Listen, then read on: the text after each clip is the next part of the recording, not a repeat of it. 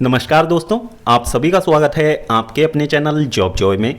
तो दोस्तों, जैसा कि आप सभी को पता है, RRB NTPC under graduate level का जो आपका एग्जाम का शेड्यूल है वो रेलवे ने जारी कर दिया है।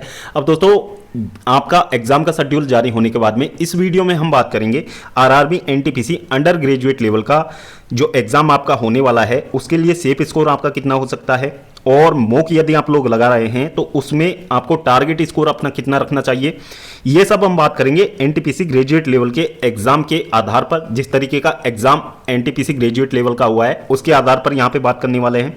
साथ ही जो अंतिम समय आपके पास में यहाँ पे बचा हुआ है उसमें आपको किस तरीके से चीजें करनी है, कौन से ऐसे टॉपिक है जिनको आपको छोड़ना चाहिए और किस टॉपिक पे आपको ज्यादा जोर देना चाहिए, उसके बारे में पूरी जानकारी आपको इस वीडियो में मिलनी चाहिए। और कौन कौन सी ऐसी गलतियां हैं जिनको आपको नहीं दोहराना है और कौन सी चीजें हैं जो आपको लगातार यहां से करनी है।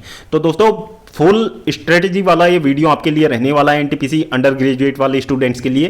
तो दोस्तों, वीडियो बहुत ज़्यादा इंपॉर्टेंट है आप सभी के लिए, तो वीडियो को अंत तक जरूर देखें। और अगर इससे पहले आप हमारे चैनल पर पहली बार विजिट कर रहे हो तो सभी सरकारी भर्तियों की लेटेस्ट और ऑथेंटिक अपडेट्स पाने के लिए चैनल को जरूर सब्सक्राइब करें, साथ ही बेल आइकन को भी प्रेस कर लें जिससे कि आने वाली वीडियोज़ की नोटिफिकेशन आपको समय पर मिलती रहे।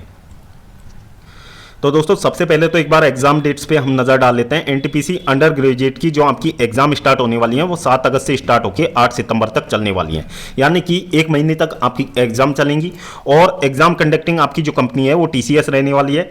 अब यहाँ पे बात करें हम सबसे पहले वैकेंसीज की, तो दोस्तों एनटीपीसी अंडर ग्रेजुएट में जो आपकी वैकेंसीज हैं बहुत कम संख्या में है, मात्र 3445 आपकी वैकेंसीज हैं। अब यहाँ पे 3445 वैकेंसीज के लिए यदि टोटल जो एप्लीकेशन फॉर्म हैं उनकी बात की जाए तो 63 लाख आवेदन आपके सभी 21 आरआरबी जोन्स को मिला के आपके इस बार देखने को मिले हैं। तो इससे आप लोग खुद से अंदाजा लगा सकते हैं कि एनटीपीसी अंडर ग्रेजुएट में आपका जो कंपटीशन का लेवल है वो किस तरीके का आपको देखने को मिलेगा। और यहां पे सबसे बड़ी बात कि जो ग्रेजुएट लेवल के स्टूडेंट्स हैं वो भी इस एग्जाम में अपीयर होंगे।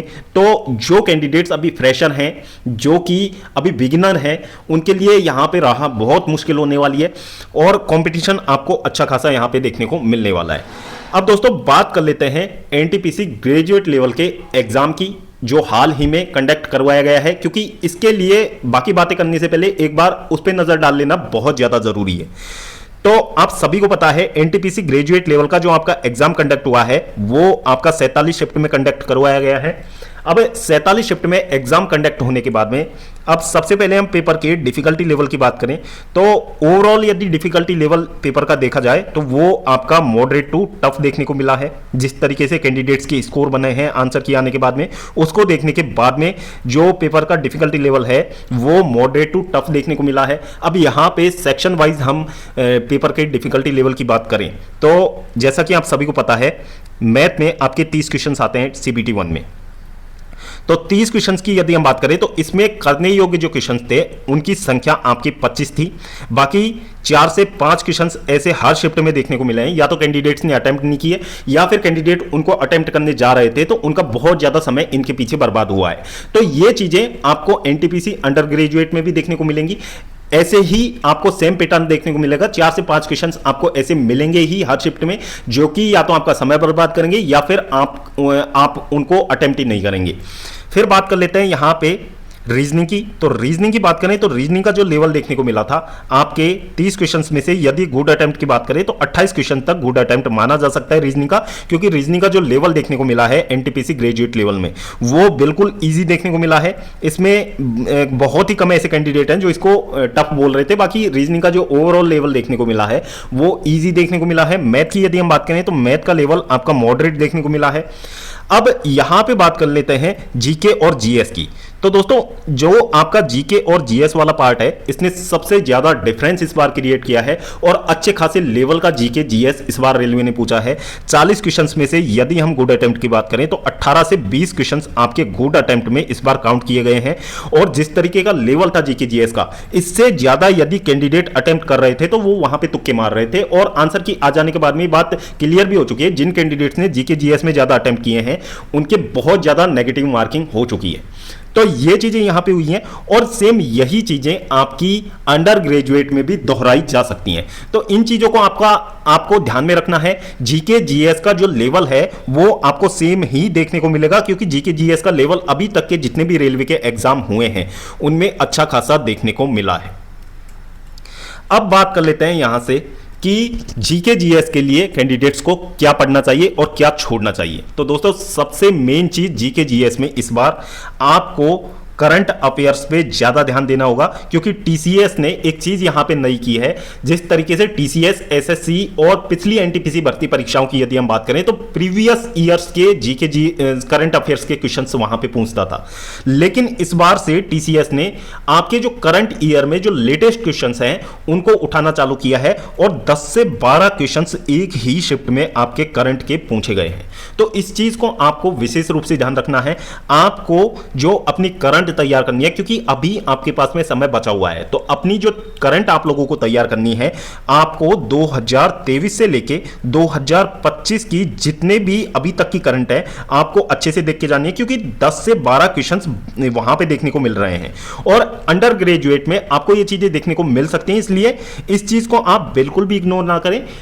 आपको करंट अफेयर्स अच्छे लेवल पे पढ़ के जाना है और यहां पे टीसीएस ने जो करंट में जो इवेंट्स हुए हैं उनसे ज्यादा क्वेश्चंस उठाए हैं, तो अंडर ग्रेजुएट में भी ये चीजें होने की संभावनाएं ज्यादा हैं। तो इसलिए आपको 2023 से लेकर 2025 की अभी तक की करंट अफेयर्स में आप लोगों को फोकस करना है। फिर दूसरी चीज आपको क्या करनी है कि बहुत सारे चैनल्स ने अपने टेलीग्राम चैनल्स पे या फिर यूट्यूब पे जो आपकी आंसर की आई है ग्रेजुएट लेवल की, उनकी कंपाइलेशन फाइल्स अपलोड किए हैं। तो आपको एक बार वहां से जाके जीके जीएस का रिवीजन जरूर कर लेना है, क्योंकि कुछ सवाल रिपीट भी हुए हैं और वो आपके अंडर ग्रेजुएट में रिपीट होने की संभावनाएं ज्यादा हैं।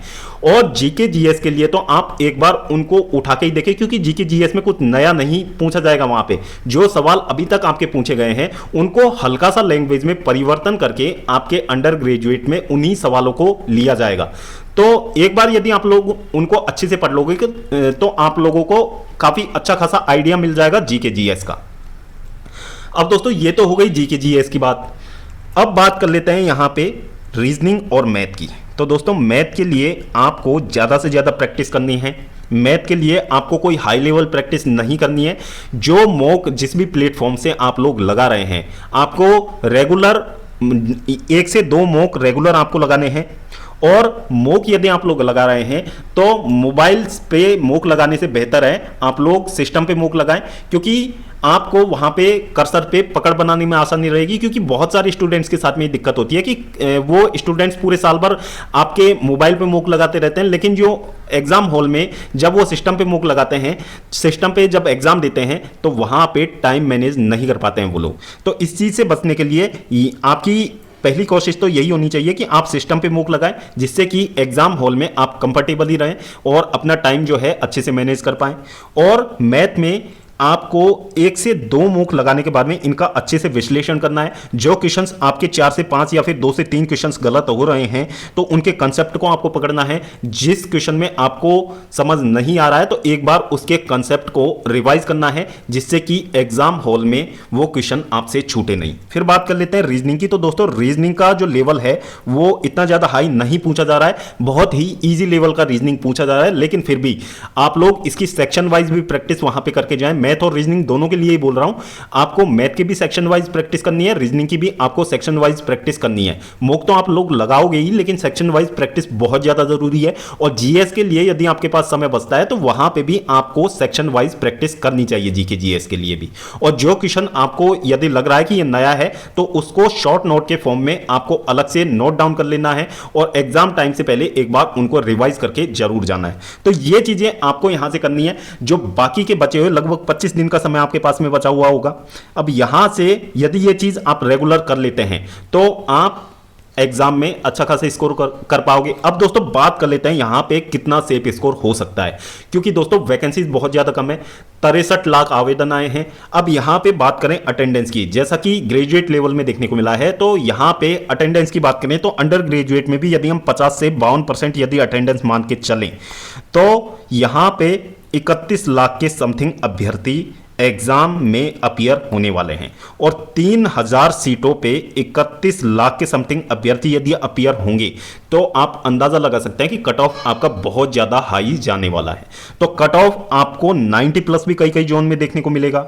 आफ्टर नॉर्मलाइजेशन आपको 80 प्लस तो बहुत सारे जोन में देखने को मिलेगा। अब यहां पे यदि हम मॉक लगा रहे हैं तो उसमें कितना जो है टारगेट स्कोर हमारा होना चाहिए जिससे कि हम इस कट ऑफ तक पहुंच पाए। तो दोस्तों आपको अपना जो टारगेट स्कोर रखना है, यदि आप मूक लगा रहे हैं तो 75 से प्लस आपको अपना टारगेट स्कोर रखना ही होगा। यदि आपको NTPC under graduate level CBT 1 आपको क्लियर करना है तो इतना टारगेट स्कोर आपको रखना ही होगा। ये हमने मिनिमम बताया है, इससे आगे आपकी कोशिश होनी चाहिए कि आप यहां पे 85 तक इजीली चले जाएं, क्योंकि यदि इनसे कम यदि आपका मॉक में स्कोर बन रहा है तो आप ये मान के चलिए कि वहां पे आपका सिलेक्शन नहीं होने वाला है। तो ये चीजें आपको ध्यान में रखनी है और आपको एक्यूरेसी मेंटेन करनी है। जो क्वेश्चन आपको नहीं आ रहा है उसमें तुक्का लगाने से बेहतर है आप उस क्वेश्चन को स्किप करके आगे चली जाएं, क्योंकि आपकी जो नेगेटिव रहने वाली है 1/3 आपकी नेगेटिव रहती है। तो नेगेटिव ज्यादा हो जाने की वजह से एक तो आपकी परसेंटाइल गिरती है, दूसरी चीज आपके मार्क्स डिक्रीज होते हैं। तो इस चीज से आपको बचना है। सबसे ज्यादा काम आपको अपनी एक्यूरेसी पे करना है, क्योंकि एक्यूरेसी आपके नॉर्मलाइजेशन में बहुत ज्यादा मैटर करने वाली है यहां पे। तो दोस्तों ये था आरआरबी एनटीपीसी अंडर ग्रेजुएट के लिए एक रणनीति वाला वीडियो जो कि आप सभी कैंडिडेट्स के लिए बहुत ज्यादा इंपॉर्टेंट था। और दोस्तों अंडर ग्रेजुएट के रिगार्डिंग यदि फिर भी कोई डाउट आपके मन में रह जाता है तो आप अपना डाउट जो है कमेंट सेक्शन में पूछ सकते हैं। आपका डाउट क्लियर करने का हम पूरा प्रयास करेंगे। तो दोस्तों होपफुली वीडियो आपको पसंद आई होगी। वीडियो पसंद आई हो तो वीडियो को लाइक करें, अपने दोस्तों के साथ जरूर शेयर करें। और अगर इससे पहले आप हमारे चैनल पर पहली बार विजिट कर रहे हो तो सभी सरकारी भर्तियों की लेटेस्ट और ऑथेंटिक अपडेट्स पाने के लिए चैनल को जरूर सब्सक्राइब करें, साथ ही बेल आइकन को भी प्रेस कर लें जिससे कि आने वाली वीडियोज की नोटिफिकेशन आपको समय पर मिलती रहे।